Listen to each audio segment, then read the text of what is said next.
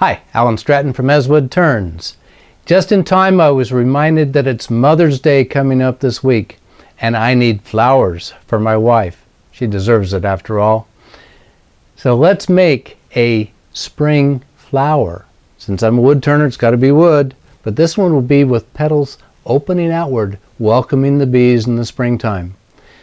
But I have a further problem. You can't make a flower without having a vase to display it in. So I'll have to make this natural edge bud vase for the flower to stand up in. But I'm getting ahead of myself. This week the flower, next week the bud vase. For now, let's make the flower. I'm using some rough green elm for this project.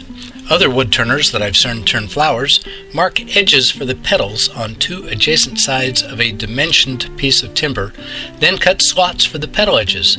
But since this is rough, irregular wood, I'll postpone this step until later. For now, the wood is between centers and my task is to cut a mounting tenon on one end. I'm getting used to the peeling cut with my skew. It works great in the right spots.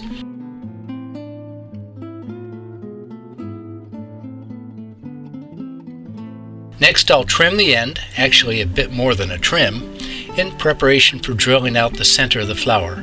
After drilling, I'm cutting more to taper the inside, and I almost forgot to drill a smaller hole down through the bottom. I did use a long bit which was at hand and handy, but that was a mistake. The long bit flexed too much and the hole deviated from the center, but in the end not enough to matter a lot.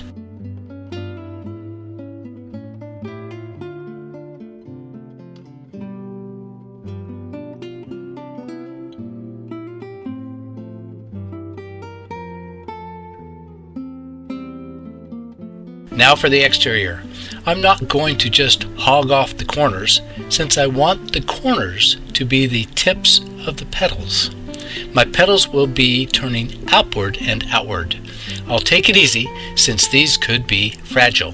This is another good reason to delay cutting the sides of the petals. I've kept more wood a bit longer for support. At least that's my story.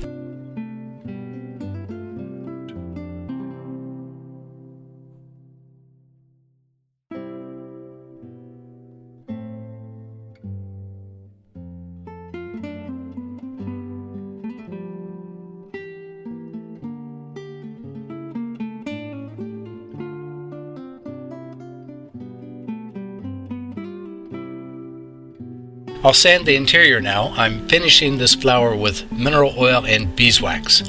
Beeswax seems to be appropriate due to the close working relationship flowers have with the bee population. Next I'll mark my petal edges and saw them on the bandsaw. I'm using a jig to hold the round flower. It would be too dangerous to saw it otherwise. Then I'll remount it on the lathe while I sand the petal edges and the exterior. Next I'll quickly turn a small button to represent all the stamens in the center of the flower. I mounted a scrap of walnut to the end of the elm with CA glue.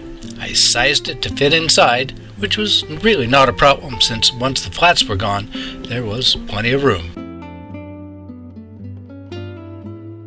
I decided to turn down the stem.